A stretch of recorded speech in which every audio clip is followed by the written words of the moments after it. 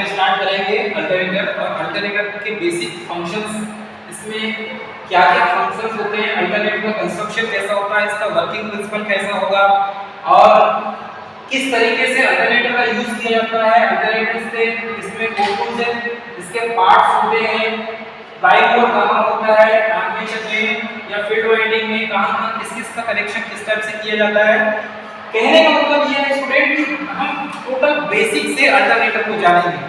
जैसे हमने पिछली क्लास में मोटर के बारे में पढ़ा था, मोटर के कंस्ट्रक्शन के बारे में पढ़ा था, फिर हमने इसके बाद डीसी मोटर एसी मोटर के बारे में, तो एसी मोटर में हमने 3 फेज इंडक्शन मोटर पढ़ा।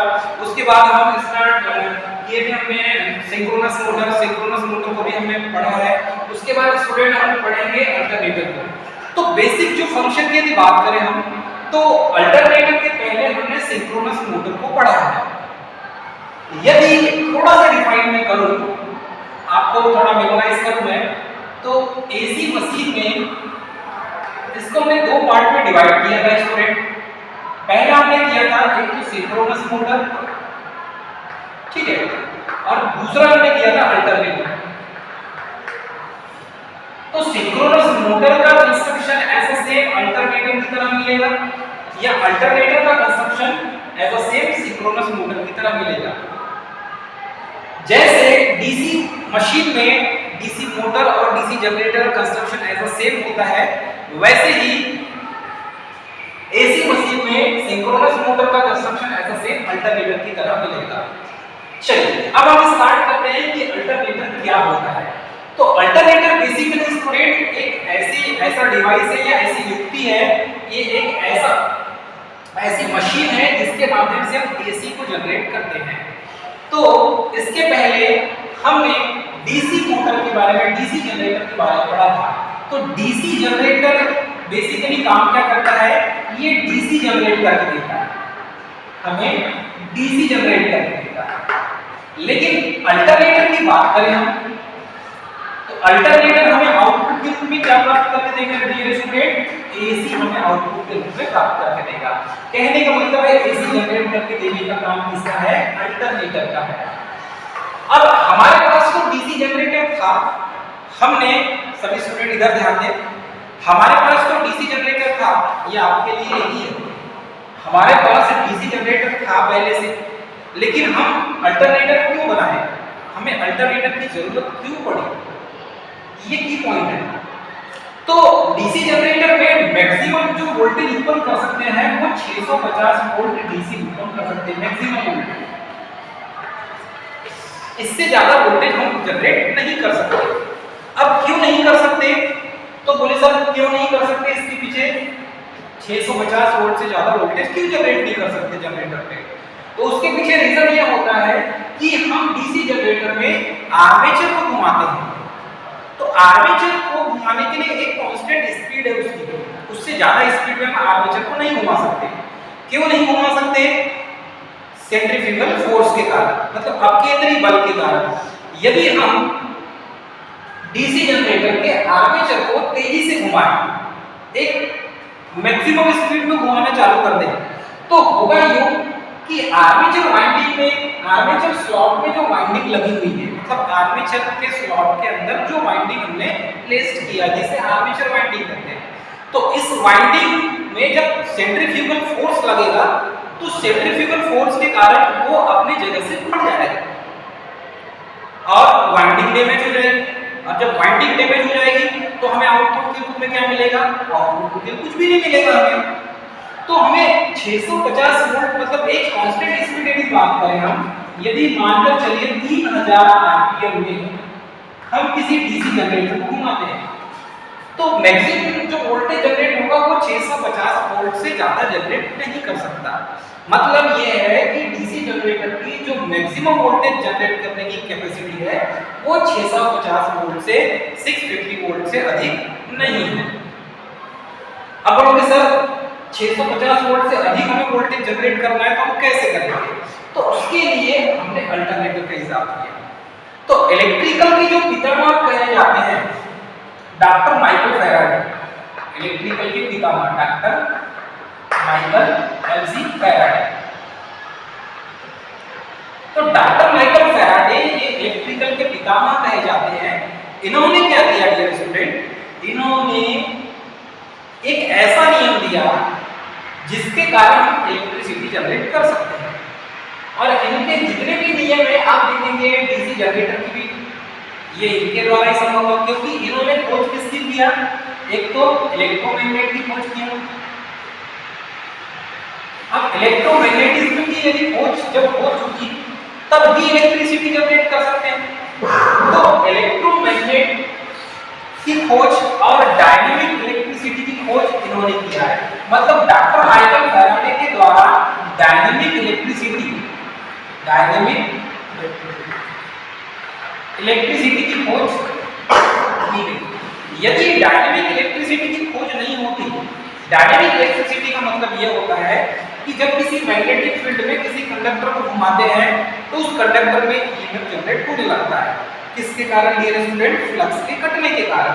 ये मैग्नेटिक फील्ड है और मैग्नेटिक फील्ड में यदि हम इसको घुमाते हैं रोटर पार्ट को तो ये फ्लक्स को काटेगा, फ्लक्स को काटने के साथ इसमें ईएमएफ जनरेट होगा। क्लियर है, कॉन्सेप्ट समझ में आ रहा है। तो ये जो है डॉक्टर माइकल फैराडे, इन्होंने डायनेमिक इलेक्ट्रिसिटी की खोज किया और इन्हीं को इलेक्ट्रिकल के पितामह हम कहते हैं। इसीलिए कहते हैं क्योंकि इन्हीं के द्वारा इलेक्ट्रिसिटी जनरेट करना संभव हुआ। यदि डायनेमिक इलेक्ट्रिसिटी की खोज ये डॉक्टर माइकल फैराडे साहब नहीं करते तो हमारे पास जनरेटर भी नहीं आता। तो डायनेमिक इलेक्ट्रिसिटी का सबसे बेस्ट एग्जांपल है डायनेमिक। क्या है dear student, dynamic. Doctor Michael Faraday के द्वारा सबसे पहले डायनेमिक की खोज की गई थी। आप समझ रहे हैं, डायनेमिक की खोज की गई थी। तो उन्होंने बताया कि डायनेमिक से हम जो एक प्रकार का छोटा सा डीसी जनरेटर है उससे हम इलेक्ट्रिसिटी जनरेट कर सकते हैं। चलिए, तो ये तो था डीसी जनरेट करने का। अब बोलेंगे सर 650 वोल्ट से अधिक हमें डीसी हमें वोल्टेज उत्पन्न करना है तो हम कैसे करेंगे। तो उसके लिए एक साइंटिस्ट थे जिन्होंने खोज किया, निकोला टेस्ला। क्या नाम है इनका, निकोला टेस्ला। और निकोला टेस्ला साहब ने एसी की खोज किया था। किसकी खोज किया था, एसी। तो निकोला टेस्ला ये जो साइंटिस्ट है इन्होंने अल्टरनेटिंग करंट की खोज किया। किसकी खोज किया, अल्टरनेटिंग करंट। तो आपको पता हो कि अल्टरनेटिंग करंट की खोज किसने किया, निकोला टेस्ला। तो 101% एसी मतलब अल्टरनेटिंग करंट भी उन्होंने जनरेट किया होगा। तो सबसे पहले अल्टरनेटर बनाने का श्रेय भी इनको ही गया होगा। लेकिन अल्टरनेटर तो बनाया इन्होंने, एसी जनरेट इन्होंने करके दिया, लेकिन प्रिंसिपल किसका यूज किया इन्होंने, डॉक्टर माइकल फैराडे का। किसका यूज किया, डॉक्टर माइकल फैराडे का। चलिए, अब यहाँ पर हमें 650 वोल्ट से अधिक वोल्टेज जनरेट करना है तो हम किसका यूज करेंगे, अल्टरनेटर का यूज करेंगे। किसका यूज करेंगे स्टूडेंट, अल्टरनेटर का यूज करेंगे। तो हमने डीसी जनरेटर में देखा था कि हमें 650 वोल्ट मैक्सिमम जनरेट करके प्राप्त हो रहा था। किसकी वजह से हो रहा था, तो मैग्नेटिक फील्ड में हम रोटर को घुमा रहे थे, आर्मेचर वाइंडिंग को घुमा रहे थे, जिसके कारण अधिकतम वोल्टेज 650 वोल्ट हमें प्राप्त हुआ। अब हमें उससे अधिक वोल्टेज चाहिए तो 650 वोल्ट से अधिक वोल्टेज इसलिए जनरेट नहीं कर सकते क्योंकि आर्मेचर को अत्यधिक तेजी से हम नहीं घुमा सकते, जिसकी वजह से वोल्टेज ज्यादा जनरेट नहीं होगा। अब यहाँ पर क्या करेंगे, अल्टरनेटर में हमें 650 वोल्ट से अधिक वोल्टेज चाहिए तो हम यहाँ पर फील्ड को घुमाएंगे। किसको घुमाएंगे डियर स्टूडेंट, फील्ड को घुमाएंगे। तो फील्ड को घुमाना बहुत आसान होता है, आर्मेचर को घुमाना बहुत कठिन है क्योंकि आर्मेचर में वाइंडिंग लपेटी होती है, स्लॉट्स हैं, उसमें कोर है, उसके ऊपर स्लॉट में वाइंडिंग लगी हुई है। अब वो हेवी हो जाता है, बहुत भारी हो जाता है और वो हेवी चीज को घुमाना आसान नहीं होता। इसलिए उसको हम अत्यधिक तेजी से उसको नहीं घुमा सकते, मैक्सिमम स्पीड उसकी जो है उससे ज्यादा नहीं घुमा सकते। लेकिन अल्टरनेटर में हम मैग्नेटिक फील्ड को तेजी से घुमा सकते हैं और अल्टरनेटर में तेजी से घुमाने के पीछे हम किसको घुमाएंगे, तो मैग्नेटिक फील्ड को घुमाएंगे। मैग्नेटिक फील्ड को सिंक्रोनस स्पीड में हम घुमा सकते हैं। चलिए, अल्टरनेटर की जो रेटिंग होती है वो केवीए में होती है, किलो वोल्ट एम्पियर में।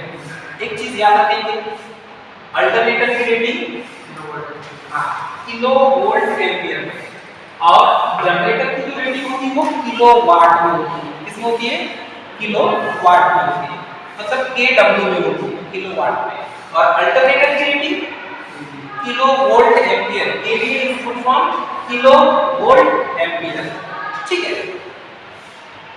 यहाँ पर अल्टरनेटर क्या कन्वर्ट करता है बेटा, इलेक्ट्रिकल एनर्जी हमें आउटपुट के रूप में देता है। तो हम इनपुट में क्या देते हैं, इसे हम मैकेनिकल एनर्जी देते हैं। इनपुट में क्या देते हैं, मैकेनिकल। तो मैकेनिकल पावर देते हैं अल्टरनेटर को इलेक्ट्रिकल पावर में कन्वर्ट करके देता है। ऐसा कैसे संभव है, ऐसा संभव है ऊर्जा संरक्षण के नियम पर। किसके पर आधारित है, ऊर्जा संरक्षण के नियम। और ऊर्जा संरक्षण के नियम क्या है स्टूडेंट, ऊर्जा को नहीं उत्पन्न किया सकता है और नहीं नष्ट किया सकता है, बल्कि उसे एक रूप से दूसरे रूप में कन्वर्ट किया जाता है। तो यहाँ पर हम क्या कर रहे हैं, मैकेनिकल पावर को इलेक्ट्रिकल पावर में चेंज कर रहे हैं, मतलब एक फॉर्म से दूसरे फॉर्म में हमने चेंज किया ना, one form to convert another form. इधर देखो, ध्यान दो इधर, ठीक। अब हमें अल्टरनेटर से जो हमें एसी प्राप्त होता है, जनरेट होता है, उसको हम कितने केवी में, देखो 1.1 केवी में भी हम जनरेट कर सकते हैं, 2.2 केवी में भी जनरेट कर सकते हैं, 3.3 केवी में भी जनरेट कर सकते हैं, 11 केवी, ये इंडिया में स्पेशली जो है 11 केवी में जनरेट किया जाता है, ठीक है, 11 केवी में जनरेट किया जाता है। तो 11 केवी में जनरेट कर रहे हैं, उसके बाद जो 16.5 केवी जो लिखा हुआ है, ये बेसिकली ये जो आपको अल्टरनेटर मिलेगा, ये मिलेगा आपको बर्गीडेल। बर्गीडेल कहां पर है, जबलपुर में। तो वहां पर आपको 16.5 केवी का अल्टरनेटर मिलेगा आपको, ठीक है, 11 केवी, 16.5 केवी। अब ये जो अल्टरनेटर है उसके अंदर वाइंडिंग्स की जाती है, अल्टरनेटर के वाइंडिंग तो एक सी बात है, बिना वाइंडिंग के कोई भी अल्टरनेटर नहीं बनता, कोई भी मशीन नहीं बनती, कोई भी मोटर नहीं बनेगा, जनरेटर नहीं बनेगा, अल्टरनेटर नहीं बनेगा। तो हाई वोल्टेज और लो करंट हमें यदि चाहिए, कैसे चाहिए, हाई वोल्टेज मतलब हमें क्या चाहिए डियर स्टूडेंट, वोल्टेज हमें अधिक चाहिए और हमें करंट कम चाहिए। देखो इसका मतलब ये है, हाई वोल्टेज और लो करंट, मतलब इसका ये है कि हमें वोल्टेज अधिक चाहिए और करंट कम चाहिए। तो कौन सा कनेक्शन करना होगा हमें वाइंडिंग का, आर्मेचर। तो आर्मेचर की वाइंडिंग का कनेक्शन कैसे करेंगे हम, स्टार कनेक्शन करेंगे। कैसा करेंगे, स्टार कनेक्शन करेंगे। अब स्टार कनेक्शन कैसा होता है भाई साहब, तो स्टार कनेक्शन कैसा होता है, इस टाइप से स्टार कनेक्शन होता है। स्टार कनेक्शन इस टाइप से होता है, यहाँ पर एक वाइंडिंग यहाँ पर इस टाइप से और ये यहाँ से इसको, ये स्टार कनेक्शन, इसमें R, Y एंड B। यदि हमें लो वोल्टेज और हाई करंट चाहिए, लो वोल्टेज मतलब हमें वोल्टेज क्या चाहिए, कम, और करंट अधिक चाहिए, क्योंकि हमें रिक्वायरमेंट होती है, आवश्यकता होती है, करंट अधिक कहां पर हमें आवश्यकता होती है, तो आप देखे होंगे करंट अधिक कहां की आवश्यकता में होती है, वेल्डिंग करने में। वेल्डिंग करने होती है, तो वेल्डिंग जो ट्रांसफार्मर होता है, वो ट्रांसफार्मर क्या काम करता है, करंट को अधिक बनाता है और वोल्टेज को कम कर देता है। तो ऐसी सिचुएशन में ही हमें जब लो वोल्टेज और हाई करंट की आवश्यकता होती है, तो हम वाइंडिंग का कनेक्शन कौन सा करते हैं, डेल्टा का करते हैं। तो डेल्टा कनेक्शन कैसा होता है, डेल्टा कनेक्शन इस टाइप से होता है, यहाँ पर एक वाइंडिंग हो, यहाँ पर एक वाइंडिंग हो और यहाँ पर एक वाइंडिंग हो, ये डेल्टा कनेक्शन दिया। तो स्टार कनेक्शन और डेल्टा कनेक्शन आपको समझ में आया, तीन फेज का तीन होता है। तो ये हो गया स्टार कनेक्शन और ये हो गया डेल्टा कनेक्शन। तो हमें स्टार कनेक्शन कब बनाया हमने, जब हमें वोल्टेज अधिक चाहिए और करंट कम चाहिए, तो स्टार कनेक्शन की वाइंडिंग करना होगा। तो वाइंडिंग किसकी करेंगे हम, आर्मेचर वाइंडिंग करेंगे। कौन सी वाइंडिंग करेंगे डियर स्टूडेंट, आर्मेचर वाइंडिंग। तो आर्मेचर वाइंडिंग में का जो कनेक्शन होगा, यदि हमें वोल्टेज अधिक चाहिए तो हम आर्मेचर वाइंडिंग का कनेक्शन कैसा करेंगे, स्टार में करेंगे। और यदि हमें वोल्टेज कम चाहिए और करंट ज्यादा चाहिए, तो करंट ज्यादा चाहिए तो हम किसमें करेंगे, आर्मेचर का कनेक्शन, आर्मेचर वाइंडिंग डेल्टा में करेंगे। कॉन्सेप्ट समझ में आ रहा है सभी को। चलिए अब ये सब यहाँ पर ये डायग्राम लिखा है, आर्मेचर वाइंडिंग कहाँ है, फील्ड वाइंडिंग कहाँ है। चलो इस डायग्राम में देखते हैं। देखो सबसे पहले यहाँ पर देखिए कि क्या दिख रहा है आपको, R वाइंडिंग, 3 फेज सप्लाई दिख रहा है आपको, बाहर वाला आउटर वाला पार्ट क्या कहलाता है? ये जो बाहर वाला जो है ये फ्रेम कहलाता है, बॉडी उसकी। ये बॉडी किसकी बनी है? इसको क्या कहेंगे? स्टेटर। बाहरी भाग को क्या बोलेंगे? स्टेटर। स्टेटर किसको कहते हैं? जो स्थिर भाग होता है, जो स्थिर पार्ट होता है, जो घूमता नहीं है। और रोटर किसको कहते हैं? जो घूमता है। तो अंदर वाला भाग घूमता है, बाहर वाला भाग घूमता है क्या? नहीं घूमता। तो बाहर वाले भाग को क्या कहेंगे हम? स्टेटर। तो ये स्टेटर जो है बाहर वाला भाग, जिसे यॉक या बॉडी या स्टेटर फ्रेम कहते हैं, ये बना होता है कास्ट आयरन का। कास्ट आयरन हिंदी में क्या कहते हैं? हलवा लोहा। क्या कहेंगे इसे हम? हलवा लोहा। ये भी आप लिखेंगे, ठीक है, डिप्लोमा वाले स्टूडेंट। तो इसका जो फ्रेम है, इसकी जो बॉडी है, वो कास्ट आयरन की बनी होती है, हलवा लोहा का बना होता है। अब यहाँ पर देखेंगे आप, तो स्टेटर में जो वाइंडिंग की जाएगी उस वाइंडिंग को देखेंगे। देखिए ये स्टेटर से जुड़ा हुआ भाग ये दिख रहा है, इसे क्या कहते हैं हम? पोल। क्या कहते हैं? पोल। इसे क्या कहते हैं हम? बेटा ये पोल है ना, पोल है। तो ये जो पोल है, ऐसे कितने पोल लगी हुई है? 1 2 3 4 5 6। कितने पोल है? 6 पोल है, 6 पोल है। मतलब ये अल्टरनेटर कितने पोल वाला है? 6 पोल वाला है। अब ये 6 पोल वाले अल्टरनेटर में देख लीजिए, यहाँ पर इस पोल में क्या की जाती है? वाइंडिंग की जाती है। तो पोल में जो वाइंडिंग की जाती है बेटा, वो कौन सी वाइंडिंग है? इस पोल में जो वाइंडिंग की जाएगी वो कौन सी वाइंडिंग है? Armature winding. ठीक है, मतलब इस पोल में ये साइड साइड में गोल वाले दिख रहा है आपको? ये हमने गोल इसका डायरेक्शन बना दिए, चिन्ह बना दिए। इसका मतलब ये क्या है? ये वाइंडिंग है। और इसे क्या कहते हैं बेटा? Three phase armature winding. इसको क्या कहता है? Three phase armature winding. तो हमें ये समझ में आ गया कि स्टेटर में वाइंडिंग कौन सी की जाती है? Armature winding. किसमें की जाती है? स्टेटर में। तो स्टेटर पार्ट में कौन सी वाइंडिंग होती है? Armature winding. क्लियर है? ये कांसेप्ट समझ में आ गया आपको? अब चलिए यहां पर देखेंगे, इसे क्या कहते हैं? स्टेटर का स्लॉट। मतलब इस स्टेटर का स्लॉट कहने का मतलब ये है, जब तक स्लॉट बना नहीं होगा तो उसमें वाइंडिंग फंसाएंगे कैसे हम? भाई स्लॉट मतलब क्या होता है? खांचा। तो खांचों में ही तो वाइंडिंग को भरेंगे हम। तो ये वाला जो भाग होता है इसे कहते हैं स्टेटर स्लॉट। और स्लॉट में ही कौन सी वाइंडिंग करेंगे? Armature winding. कॉन्सेप्ट समझ में आ गया? क्लियर है? किसी कोई दिक्कत? अब बेटा ये क्या है? तो ये होता है स्टेटर का कोर। क्या कहलाते हैं ये? स्टेटर का कोर। स्टेटर कोर जो है, उस स्टेटर कोर में क्या लगा हुआ है? पोल। और उस पोल में कौन सी वाइंडिंग है? Armature winding. और किस प्रकार की वाइंडिंग है? थ्री फेस वाइंडिंग है। अब बेटा मैंने आपको बताया है कि ये जो आर्मेचर वाइंडिंग है, यदि हमें वोल्टेज अधिक चाहिए और करंट कम चाहिए, तो इसी आर्मेचर वाइंडिंग को हम किस तरीके से प्लेस करेंगे? स्टार कनेक्शन में। यदि जब हमें वोल्टेज अधिक चाहिए, हमारी डिमांड है कि वोल्टेज हमको ज्यादा चाहिए, करंट कम चाहिए, तो उस समय इसी आर्मेचर वाइंडिंग का कनेक्शन कैसा करेंगे हम? स्टार कनेक्शन करेंगे। और जब हमें करंट अधिक चाहिए तब क्या करेंगे हम? डेल्टा में करेंगे। तो ये आर्मेचर वाइंडिंग पर ही डिपेंड करेगा, जैसा आप कनेक्शन करेंगे वाइंडिंग का।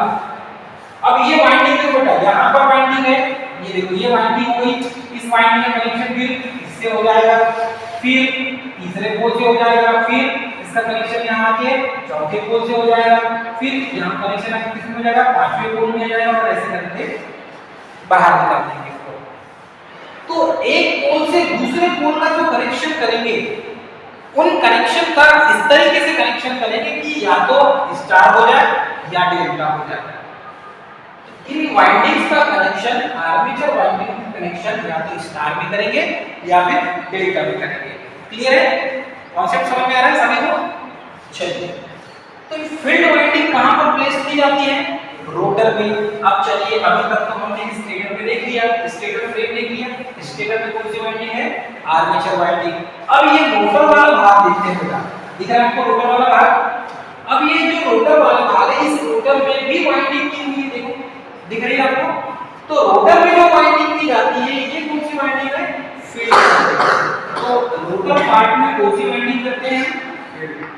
तो रोटर पार्ट में फील्ड वाइंडिंग। रोटर पार्ट में कौन सी वाइंडिंग करेंगे? फील्ड वाइंडिंग करेंगे। अब सर रोटर पार्ट में फील्ड वाइंडिंग है, तो ये फील्ड वाइंडिंग का काम क्या है भाई? यदि आपने इसको लगाया है तो फील्ड वाइंडिंग का काम क्या है? तो देखिए यहां से रोटर पार्ट में ये ऊपर दिख रहा है एन लिखा हुआ, नीचे क्या दिख रहा है एस, मतलब ऊपर कहां बन रहा है एन पोल और नीचे क्या बन रहा है एस पोल बन रहा है। इसे हम सप्लाई दे रहे हैं कि ये वायर का कनेक्शन देखो यहां से जाते हुए यहां पर है, और ये भी इस साइड वाला जो वायर है इस पाइप के वायर देखो यहां पर है, और ये इसे क्या कहा जाता है? इसे क्या कहा जाता है? Slip ring. क्या कहा जाता है? Slip ring. ध्यान दीजिएगा अल्टरनेटर में दो स्लिप रिंग यूज की जाती है। कितनी? दो स्लिप रिंग। सिर्फ कितनी? दो स्लिप रिंग। तो अल्टरनेटर में हम दो स्लिप रिंग का यूज कर रहे हैं, तो ये स्लिप रिंग लगाई क्यों गई है और ये स्लिप रिंग बनी किसकी होती है? तो बेटा ये बनी होती है फास्फर ब्रॉन्ज की बनी होती है। किसकी बनी होती है? फास्फर ब्रॉन्ज की। अब ये जो स्लिप रिंग है ये स्लिप रिंग सिर्फ दो लगे हैं, तो एक वायर का कनेक्शन यहां से गया, दूसरे वायर का कनेक्शन यहां से आया। अब ये किसी शाफ्ट के ऊपर अटैच है ना, स्लिप रिंग किसके ऊपर लगा हुआ है? शाफ्ट के ऊपर, मतलब रोटर के शाफ्ट के ऊपर। रोटर जिसमें अटैच है तो रोटर में कौन सी वाइंडिंग लगी है बेटा? Field winding. उसी के आगे शाफ्ट में क्या लगा हुआ है? Slip ring. अब इस स्लिप रिंग का कनेक्शन किससे है? दिख रहा है को? हाँ, तो ये स्लिप रिंग का कनेक्शन कैसे बेटा? अंदर अंदर जब ये शाफ्ट घूमेगा तो ये स्लिप रिंग के माध्यम से डीसी सप्लाई किस तक पहुंचेगा? रोटर में पहुंचेगा। कॉन्सेप्ट समझिए, हमें इस रोटर में डीसी सप्लाई पहुंचाना है। क्यों पहुंचाना है? क्योंकि एक्साइटेशन देने के लिए। एक्साइटेशन देंगे तब ये सिंक्रोनस स्पीड में घूमेगा फाइएस में।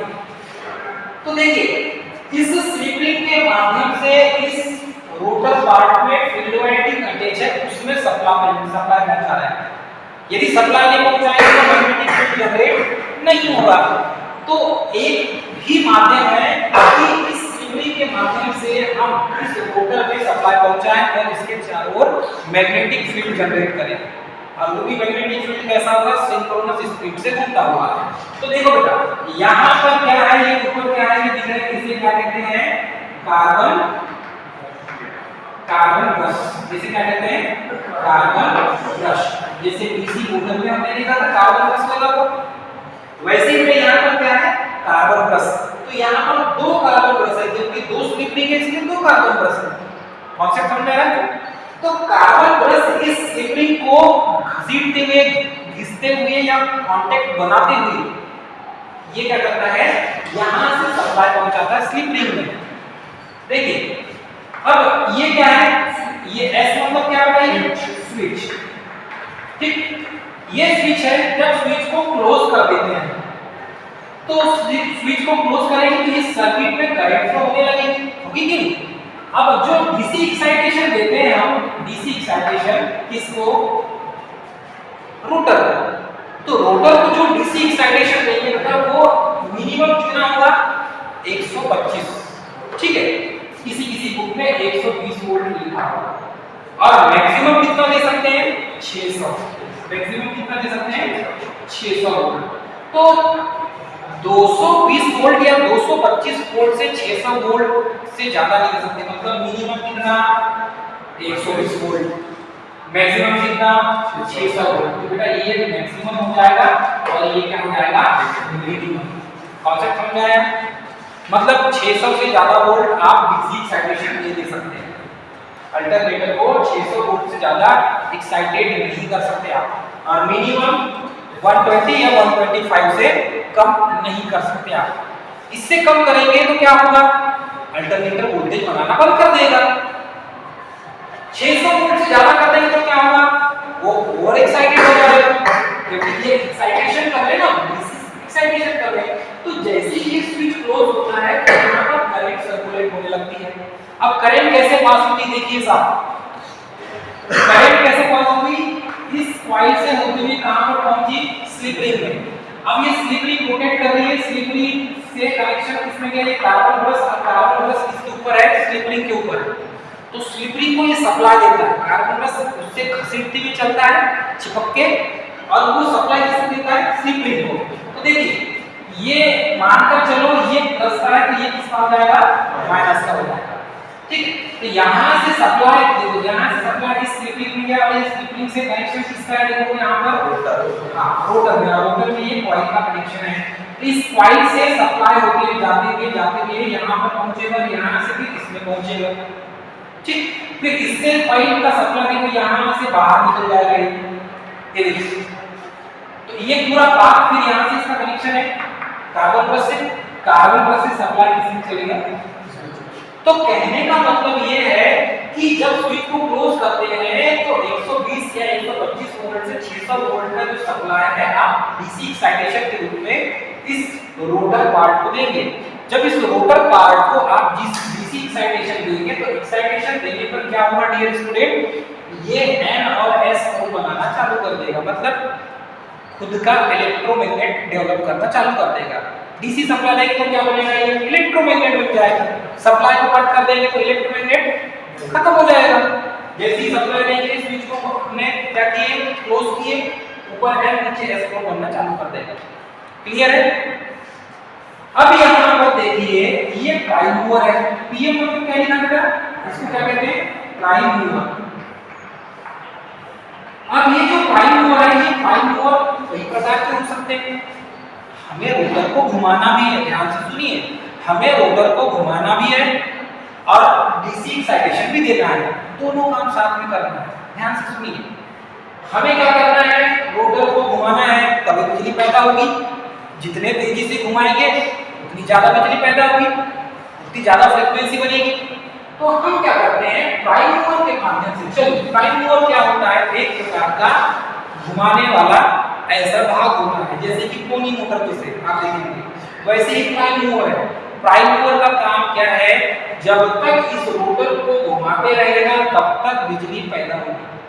यदि इसको घुमाना बंद कर देंगे तो बिजली पैदा होना बंद हो जाएगी। कहने का मतलब यही है। चलिए प्राइम मूवर नहीं लिखा हुआ है यहाँ पर, देखो प्राइम मूवर का काम क्या होता है बेटा।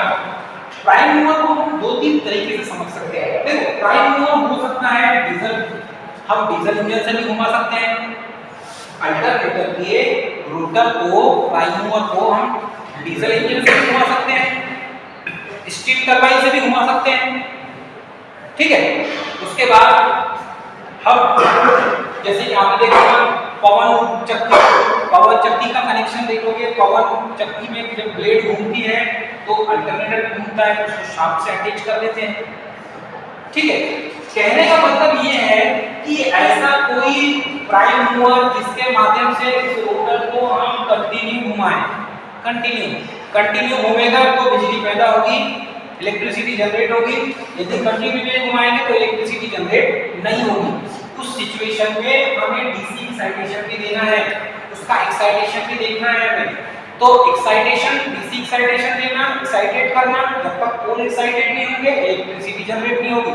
और प्राइम मूवर को एक कांस्टेंट स्पीड में घुमाना पड़ेगा, जैसे कि 3000 आरपीएम, तो 3000 आरपीएम में कंटिन्यू घूमना चाहिए, कम ज्यादा नहीं होना चाहिए। यदि कम ज्यादा होगा तो फ्रीक्वेंसी में परिवर्तन आ जाएगा, और फ्रीक्वेंसी में यदि सडनली चेंज आएगा तो क्या होगा, जिससे आप इलेक्ट्रिसिटी जनरेट करके जिसको सप्लाई दे रहे हैं वो सिस्टम खराब हो जाएगा। इसलिए इसकी स्पीड को हम कांस्टेंट रखते हैं, एक कांस्टेंट स्पीड में घूमेगा। ठीक है, चलो इतना समझ में आ गया आपको।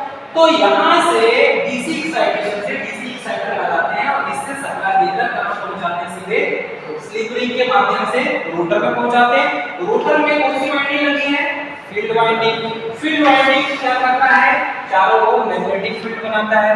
तो ऊपर आधी वाइंडिंग है करेक्ट, नीचे आधी वाइंडिंग है, तो आधी वाइंडिंग में एन पोल बनेगा, आधी वाइंडिंग में एस पोल बनेगा। और इसमें जो फ्लक्स जो बनेगा वो रोटेटिंग मैग्नेटिक फील्ड उत्पन्न करेगा।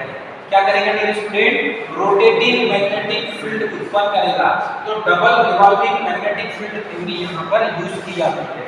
ठीक है, इतना समझ में आ गया सबको। अब देखिए हमें यहाँ से, ठीक, हमें यहाँ से आउटपुट के रूप में एसी जो है ये हमें यहाँ से टर्मिनल बॉक्स होगा, यहाँ पर क्या होगा स्टूडेंट, टर्मिनल बॉक्स होगा, और यहाँ पर हमें आउटपुट के रूप में क्या प्राप्त होगा, एसी प्राप्त होगा। हमें क्या होगा प्राप्त, टर्मिनल बॉक्स दिख रहा होगा, टर्मिनल बॉक्स आउटपुट के रूप में एसी प्राप्त होगा। ठीक है, इतना समझ में आ गया सभी को? चलिए यहाँ पर देखिए, यहाँ पे पहुंचे थे हमने, इसका जो वर्किंग प्रिंसिपल है, ये working principle Faraday's law of electromagnetic induction है होगा, Faraday's law of electromagnetic induction. तो इसका जो वर्किंग प्रिंसिपल है ये याद रखना बहुत जरूरी है कि Faraday's law of electromagnetic induction, it is very important, Faraday's law of electromagnetic induction. तो इलेक्ट्रिकल के पितामह कौन कहे जाते हैं? डॉक्टर माइकल फैराडे, दिख रहा है, डॉक्टर माइकल फैराडे। इन्होंने क्या किया बेटा, इलेक्ट्रोमैग्नेटिज्म की खोज किया और डायनेमिक इलेक्ट्रिसिटी की खोज किया। इसी के कारण इन्हें क्या कहा जाता है, इलेक्ट्रिकल के पितामह। ठीक है, अब वर्किंग प्रिंसिपल हर बार एग्जाम में पूछता है, कई बार पूछता है, तो वर्किंग प्रिंसिपल आपको पता होना चाहिए। Faraday's law of electromagnetic induction, clear है? कॉन्सेप्ट समझ में आ रहा है सभी को? डीसी एक्साइटेशन वोल्टेज मैक्सिमम कितना देते हैं? 600 वोल्ट, मिनिमम 120 या 125, इसी बुक में 120 लिखा हुआ है। तो यदि स्टैंडर्ड वैल्यू दी ऑब्जेक्टिव में दिया हो तो 125 ही लगाना है, 125 to 600 volt. DC excitation power develop depend upon the alternator rating of 0.5 to 1%। तो यहाँ पर यदि हम देखें तो ये डीसी एक्साइटेशन की जो पावर है वो किसके ऊपर डिपेंड करती है? तो अल्टरनेटर की रेटिंग पर डिपेंड करती है, लेकिन वो कितना होना चाहिए? 0 कितनी होगी? 0.5 से 1% होगी। तो ये जो है DC excitation power depend upon the alternator rating of 0.5 to 1%। तो अल्टरनेटर की रेटिंग किस पर डिपेंड करेगा? डीसी एक्साइटेशन की पावर पर डिपेंड करेगा। चलिए, उसके बाद है मैक्सिमम रेटिंग ऑफ अल्टरनेटर। तो मैक्सिमम रेटिंग ऑफ अल्टरनेटर की बात करें तो मैंने आपको बताया था मैक्सिमम रेटिंग के रूप में ये जो दिख रहा है आपको 500 एमवीए, मैक्सिमम रेटिंग कितनी है? 500 एमवीए। तो हमारे इंडिया में बेसिकली यूज किया जाता है तो 500 एमवीए का आपको अल्टरनेटर देखने मिलेगा थर्मल पावर प्लांट में। कहां मिलेगा? थर्मल पावर प्लांट में। अब थर्मल पावर प्लांट में 500 एमवीए, 500 मेगावोल्ट एम्पीयर, उससे बड़ा अल्टरनेटर नहीं बन सकता हमारे इंडिया में, इससे बड़ा नहीं है। ठीक, हाइड्रो पावर प्लांट की जो मैक्सिमम कैपेसिटी है, तो मैक्सिमम जो है 165 एमवीए का अल्टरनेटर हमारे इंडिया में यूज किया गया है हाइड्रो पावर प्लांट में। तो हाइड्रो पावर प्लांट की यदि कैपेसिटी के बारे में पूछ ले कि हाइड्रो पावर प्लांट में मैक्सिमम कितने रेटिंग का अल्टरनेटर यूज किया जाता है, तो 165 एमवीए का हाइड्रो पावर प्लांट में अल्टरनेटर यूज किया जाता है। कई बार एग्जाम में पूछता है कि इसकी एफिशिएंसी कितने परसेंट होती है, जैसे ट्रांसफार्मर की एफिशिएंसी 95 टू 98, 99% होती है, क्योंकि ट्रांसफार्मर में घूमने वाला भाग होता नहीं, इसलिए ट्रांसफार्मर की एफिशिएंसी 99% होती है। वैसे ही अल्टरनेटर की जो एफिशिएंसी है वो मैक्सिमम 80% होती है। कितने परसेंट? 80%, 80% होती है अल्टरनेटर की एफिशिएंसी। जैसे मोटर की जो एफिशिएंसी होती है वो 95% तक होती है, 90 टू 95%। वैसे अल्टरनेटर की एफिशिएंसी कितनी होगी? 80%। ठीक है, ये सब याद रखेंगे। इसमें जो स्लॉट यूज किए जाते हैं, फील्ड वाइंडिंग के स्लॉट, आर्मेचर वाइंडिंग के स्लॉट, तो यहाँ पर आर्मेचर वाइंडिंग के जो स्लॉट यूज किए जाते हैं स्टूडेंट, ये सेमी क्लोज्ड स्लॉट कहलाते हैं, मतलब आधे बंद आधे खुले। सेमी क्लोज्ड का मतलब होता है आधे खुले होना और आधे बंद। सेमी क्लोज्ड का मतलब है आधे खुले और आधे बंद। तो ये स्लॉट्स के बारे में एग्जाम में पूछता है। अब यहाँ पर देखेंगे हम कि ये जो रोटर है ये अल्टरनेटर रोटेटिंग कैसा करता है, मतलब घूमता कैसे है। चलिए देखिए, हमें आउटपुट के रूप में क्या चाहिए? एसी चाहिए और वो भी 3 फेज चाहिए। कितना मिलेगा आपको? 11 केवी। कितना मिलेगा आपको? 11 केवी। देखिए इसका वर्किंग प्रिंसिपल हम आपको समझाते हैं, ध्यान दें। स्टार्टिंग में सबसे पहले ये क्या है? Prime mover. मानकर चलिए हम डीजल इंजन इससे कनेक्ट कर देते हैं, इससे कनेक्ट कर देते हैं इस अल्टरनेटर से। अल्टरनेटर के साथ से हमने प्राइम मूवर के रूप में डीजल इंजन को कनेक्ट कर दिया। हमने डीजल इंजन से इसको घुमाना चालू किया, तो जब डीजल इंजन से जब इसको घुमाना चालू करेंगे रोटर पार्ट को, तो इसको हम घुमाएंगे, ठीक है, एक कांस्टेंट स्पीड में। जब ये कांस्टेंट स्पीड में घुमाना चालू कर देंगे तब इसके डीसी एक्साइटर से इसका एक्साइटेशन बढ़ा देंगे। अब डीसी एक्साइटेशन से इसका एक्साइटेशन बढ़ाने का मतलब ये होता है, यदि हम प्राइम मूवर से रोटर पार्ट को घुमा रहे हैं और डीसी एक्साइटेशन नहीं देंगे तो इलेक्ट्रिसिटी जनरेट अल्टरनेटर में नहीं होगी। कॉन्सेप्ट समझ रहा है? चलिए यहाँ पर हमें एट अ टाइम दो काम करना है। सबसे पहले तो डीजल इंजन से हम क्या करेंगे, इस प्राइम मूवर के माध्यम से इस अल्टरनेटर के रोटर को घुमाएंगे और घुमाने के बाद उसके तुरंत बाद हम क्या करेंगे, डीसी एक्साइटेशन को बढ़ा देंगे। डीसी एक्साइटेशन को बढ़ाएंगे तो अंदर क्या होगा, ये पोल डेवलप हो जाएगा, एन पोल और एल पोल। एन पोल ऊपर बनेगा, एस पोल नीचे बनेगा। क्योंकि हम सप्लाई कौन सा दे रहे हैं, डीसी वोल्ट, डीसी दे रहे हैं बेटा, क्या दे रहे हैं 125 वोल्ट, क्या है ये डीसी है, 600 वोल्ट डीसी है। तो 125 वोल्ट से 600 वोल्ट के बीच में आप सप्लाई दे सकते हैं। 125 वोल्ट से 600 वोल्ट के बीच में आप डीसी एक्साइटेशन को दे सकते हैं, जैसी इसकी रिक्वायरमेंट होगी उस हिसाब से। मैक्सिमम 600 वोल्ट डीसी होगा, तो आप जब डीसी सप्लाई देंगे तो ये डीसी सप्लाई इधर प्राइम मूवर से हमने इसको घुमा दिया, कंटिन्यू रोटेट कर रहा है रोटर पार्ट, और यहाँ पर डीसी एक्साइटेशन से हम डीसी एक्साइटेशन देंगे एक्साइटर के माध्यम से। सप्लाई किसके माध्यम से जाएगा, स्लिप रिंग के माध्यम से फील्ड वाइंडिंग में जाएगा। ये कौन सी वाइंडिंग बेटा, फील्ड वाइंडिंग है। अब इस फील्ड वाइंडिंग में सप्लाई जाएगा तो ऊपर एन पोल नीचे एस पोल बनाएगा और इसके चारों ओर रोटेटिंग मैग्नेटिक फील्ड उत्पन्न होगा। तो बेटा इसके चारों रोटेटिंग मैग्नेटिक फील्ड कैसा होगा, सिंक्रोनस स्पीड से घूमता हुआ रोटेटिंग मैग्नेटिक फील्ड उत्पन्न होगा। क्लियर है, कॉन्सेप्ट समझ आ रहा है? सिंक्रोनस स्पीड से घूमता हुआ रोटेटिंग मैग्नेटिक फील्ड उत्पन्न होगा। इसके कारण देखिए यहाँ पर इसमें इलेक्ट्रिसिटी जनरेट होगा आर्मेचर वाइंडिंग में। तो आर्मेचर वाइंडिंग में जब फ्लक्स कटेंगे तो इसका मैग्नेटिक फील्ड और ये जो दिख रहा है आपको आर्मेचर वाइंडिंग, तो इसमें इसका जो मैग्नेटिक फील्ड है इसके कारण फ्लक्स कटेंगे। और जब फ्लक्स कटेगा, फ्लक्स कटने के कारण इस आर्मेचर वाइंडिंग में वोल्टेज उत्पन्न होगा जिसे आप ईएमएफ कहते हैं। तो आर्मेचर वाइंडिंग में ईएमएफ किसके कारण हो रहा है, फ्लक्स के कटने के कारण। तो फ्लक्स के कटने के कारण आर्मेचर में, कहने का मतलब आर्मेचर वाइंडिंग में जो स्टेटर पार्ट में, इस आर्मेचर वाइंडिंग में ईएमएफ जनरेट होगा और इसी ईएमएफ को हम क्या करेंगे, आउटपुट के रूप में बाहर निकाल लेंगे।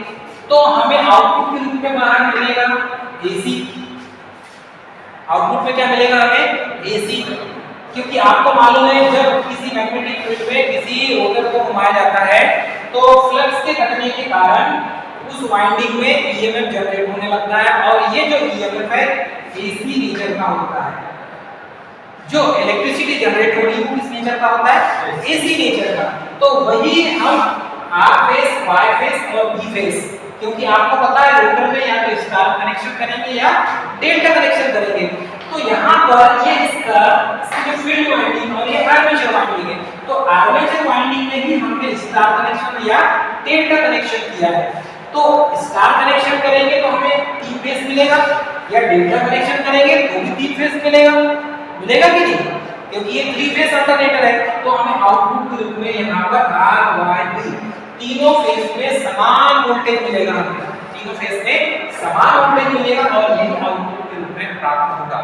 तो इस तरीके से हमें अल्टरनेटर से इलेक्ट्रिसिटी जनरेट कर सकते हैं। तो डियर स्टूडेंट, इसके जो की पॉइंट्स हैं, ये की पॉइंट्स आपको याद रखना होगा, ये एग्जाम में पूछे जाते हैं। इसका स्लॉट कैसा होगा, तो सेमी क्लोज स्लॉट होगा। इसकी एफिशिएंसी कितनी होगी, 80% होगी। इसमें फील्ड वाइंडिंग कहाँ लगी रहती है, रोटर में लगी होती है। आर्मेचर वाइंडिंग कहाँ लगी होती है, स्टेटर में लगी होती है। इलेक्ट्रिसिटी जनरेट किससे होती है, आर्मेचर वाइंडिंग में होती है। डीसी सप्लाई किसको देते हैं, फील्ड वाइंडिंग को देते हैं। डीसी एक्साइटेशन का कनेक्शन किसमें होता है, स्लिप रिंग से होता है। स्लिप रिंग का कनेक्शन किससे होता है, फील्ड वाइंडिंग से होता है। तो ये कुछ इसके की पॉइंट्स हैं अल्टरनेटर के जो आपको याद रखना होगा। तो डियर स्टूडेंट, आज की क्लास आपको पसंद आई होगी, मैं उम्मीद करता हूं आपको समझ में आया होगा। स्वस्थ रहें, मस्त रहें, जय हिंद।